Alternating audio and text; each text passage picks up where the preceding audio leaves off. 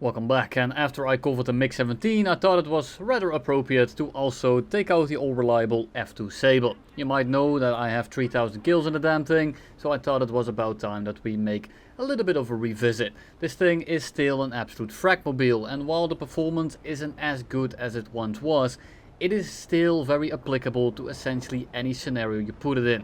You have pretty good maneuverability, you have pretty decent speed, you have good retention, and above all else, you have pretty consistent guns. Now, they are not what they once were, but they're still not 50 cals, and these things hit pretty damn hard when you get the nose on target, which is pretty easy because, well, it's a Sabre. While the F2 is pretty fun, it does take quite a while to actually get into the battle, so I thought I might interest you in this game right here. Raid right now is hosting one of his biggest events to date, and if you are interested in Norse mythology and love characters like Loki, Thor, Freya and Odin, then right now is your chance to get them and add them to your collection. And don't miss out, because the Asgard Divide event will run from the 21st of August to the 22nd of November. And if you log in for a mere 7 days between now and the 23rd of October, you will also get Loki for free, and after that you can do another 7 days to get additional rewards. And while the game is available on multiple platforms, I really only play it on my mobile phone, and when I do that I rather just have a casual experience, and the auto battle function has definitely helped with this, because you can kind of just let it grind while you are doing something else. When you start playing the game, make sure that you download it through the QR code or the link in the description if you want to actually get the epic Grizzle Jarl from the Dwarf faction. Now, if you get all the way to level 15, you will also get the epic Knight Errant, and if you were to download the game just throughout going to the App Store, you would miss out on both of these bonuses. After you launch the game, make sure to look me up under the name Goon Trooper, and I'm running the VT3 Guild, which you are all very free to join, so maybe we can actually play together in the future. The F2, as I said, is pretty damn versatile. Now, first I did about 6 or 7 games with a squad, and let me tell you, with a squad this thing is insanely boring to play. Yes, you can rush in and get some free kills, but that's not really what I wanted to show you. So I went solo, and the first 2 games after were these 2, and they actually ended up being exactly what I wanted. And it's not because it's an 8 and a 6 kill game. The number of kills here is not really something that I strive for anymore, because very often getting more than 5 kills doesn't mean that the kills are any good. But in these 2 examples, we actually had a bit of everything. We had positioning against supersonics, against subsonics, equal planes, dogfights, reversals. It's perfect, because this plane is something that really just does it all, and normally it's very hard to capture that in a singular video without it being like an hour or longer.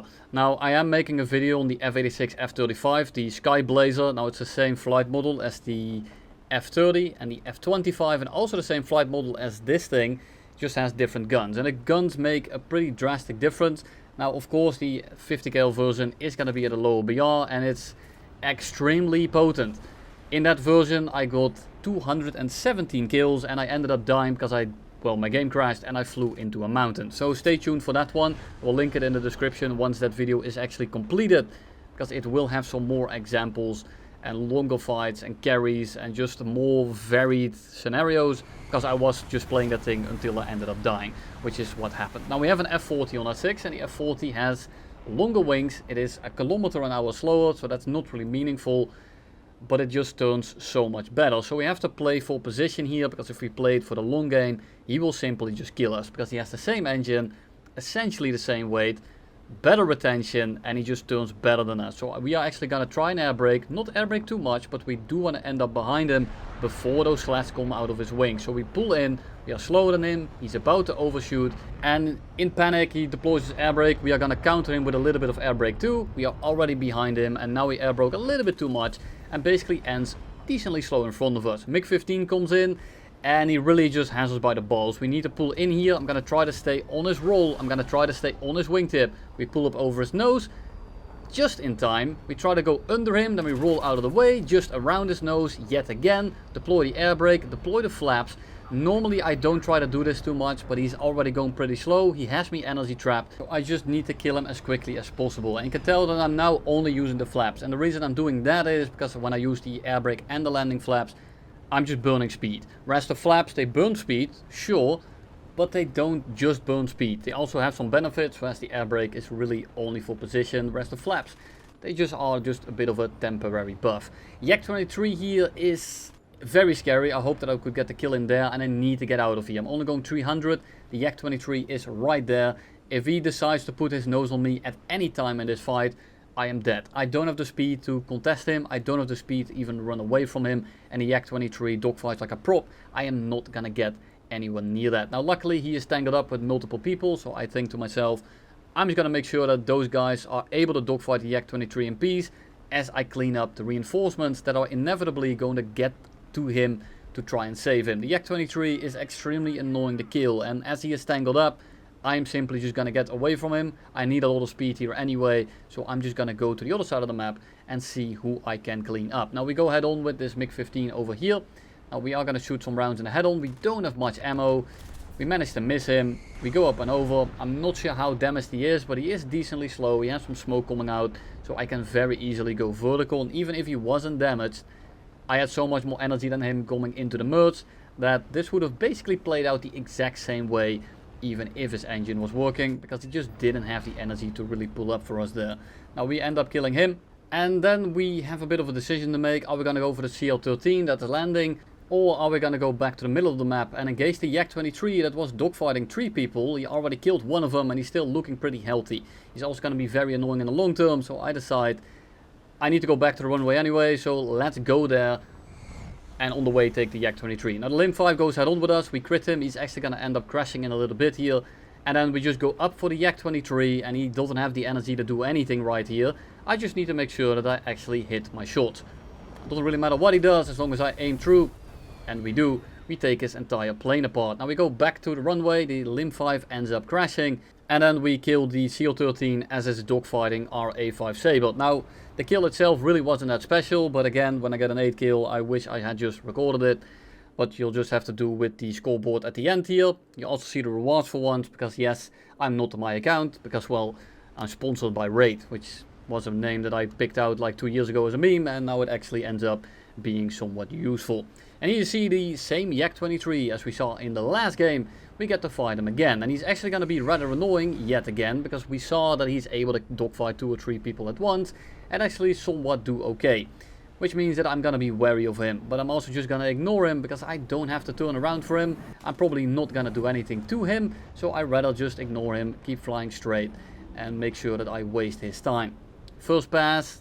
We don't end up hitting anything, which is rather unfortunate. We have an R4 on that 6 who's just going to launch all of his missiles. And as long as you keep a slight turn up, he is never going to hit any of those because, well, the 9B is at 1.5 kilometers.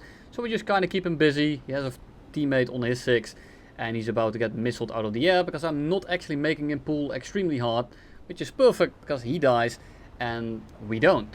Limb 5 in front of us. I mean, he's just busy with someone else. We take his plane apart. And then we start turning back towards this G91 just so that he doesn't missile us out of the air. And now here the real game starts. We have an Ariete on our 6, which is definitely rough. We have a MiG-21 on our 6, which is very easily going to catch us. And then next to them there's another plane. There's an F-86F-2 or F-40. I'm not entirely sure which variant it is. It can be either. So I just want to be somewhat careful of those. Now the Ariete is going to be the main issue here. So I just want to make it look like I'm running away forever so that he gets bored and turns around, and he does so. And the second he does so, I'm going to take the fight with the MiG-21. We turn in, we're going to use his speed bleed because it's a F-13. Still a delta wing, doesn't have a good engine. First shot here, we kind of pull in over his nose. And if he wants to pull into that, he needs to bleed a lot of energy. Because right now it's actually going a little bit too fast. Luckily our teammate misses his red top. And we are just kind of keeping this guy turning perpetually. While we are still going about 700, he's probably going close to like 400. And then we just kind of go vertical. He doesn't have the energy to get anywhere near me. And because we pull over the 90 degree basically, he needs to point straight up. He is not able to follow and he just falls out of the air. Now we're going to actually drop the flaps here and just kind of pull into the shot. And because he's just falling out of the air at this point, we are about to get the freest kill of the century. As I'm going down on him, I notice the F-86. I need to kill him right here. I don't have the energy to deal with him. And I can still go for the F-13 because he just doesn't have the energy to get away here. He kind of just pulls in to do a Hail Mary. Doesn't really end up working out for him. But at that point he was already dead. And we get ourselves a nice little double kill. And those are probably the two dangerous planes in the enemy team. Now the Ariete and the MiG-19 are still kicking around. and we still have the Yak-23, which is very evidently not very bad at the game. Go ahead on with the Alpha Jet, we unfortunately miss him, and the Yak-23 is now circling above us, which is gonna be a problem, because he wants us dead. I'm not sure if he wants revenge or if he just wants me dead regardless, because I'm doing work right now, or I'm in an F2, it doesn't really matter. He is gonna be annoying, so I just need to kind of ignore him and try to keep my speed. MiG-19 comes in, MiG-23 also comes in. So we go head on with the MiG-23, he gets taken apart, and then we try to dive out and pick up our speed. Now main thing here is that I'm gonna try to defensive fly against the MiG-19 and still be faster than the Yak-23. I'm not really worried about the Yak-23, I just want to make sure that he can't get in range so that he gets bored, while I kind of keep it fast and try to reverse the MiG-19. Now I'm not able to get any shots in, the MiG-19 is trying to air brake me, he's running loops on me, and we do have a friendly coming in, so just a matter of staying alive here. I normally say try to do something, denying the inevitable doesn't get you anywhere in very certain scenarios, like right here. It might be a good idea to actually try to do something. Now he's taking pot shots from like 1 kilometer away, and the NR30s are actually kind of dangerous from that range, so I do want to be careful and I want to make sure that I actually dodge his rounds coming in. So we start turning in the second he starts gaining on us. He's already air braking, he is already slowing down. You can see that the smoke of his engines kind of thickens, which means that he's not afterburning anymore. So I just want to get away from that. I can't really rate fight him. He is going too slow right now to try to reverse, so he's kind of just putting myself out of position so that the Yak-23 can very easily kill the F3H. Now I want to make sure that I help the F3H right here. We go underneath him, I try to reverse him, but the MiG-19 is just braking so damn hard. The Yak-23 notices me, turns back in, and now I don't have a teammate left. So all in all, this is rather unfortunate, and I need to just extend away again. The Yak-23 and the MiG-19, when they are flying in this kind of manner, I am never gonna kill them. So at this point I'm just trying to get away from the Yak-23 while I try to reverse the MiG-19 by just being a little bit slower than him, but keep it fast somewhat. But he notices this, he's going for the air brake yet again, and I'm just trying to stay out of his guns as best as I can. Try to roll around, try to kind of kick the rudder sometimes, make sure that I don't fly into a mountain, and then we just kind of dive out again and try to pick up some speed, because the MiG-19 right now is either out of fuel or he's air braking extremely hard. Now we are on the way back to our frontal airfield, the one that doesn't have any AA, and I kind of just need to land. Yak-23 breaks off for a second, J-32B coming in here, coming in clutch, and the MiG-19, because he's so occupied with trying to kill me, is just absolutely oblivious to the fact that he's about to be railed by an AIM-9B, except it misses. But the J-32 is still going to be killing him, and we are just going to land on the forward airfield. Yak-23 is out of ammo, out of fuel, I am not entirely sure, but we are going to go for the landing. And after we take back off, we have to engage the Yak-23 yet again. Pitched up below him, he dodged the head-on as the previous time. I didn't start recording, I almost made a mistake of not starting it at all. But we get on the 6 after the first pass.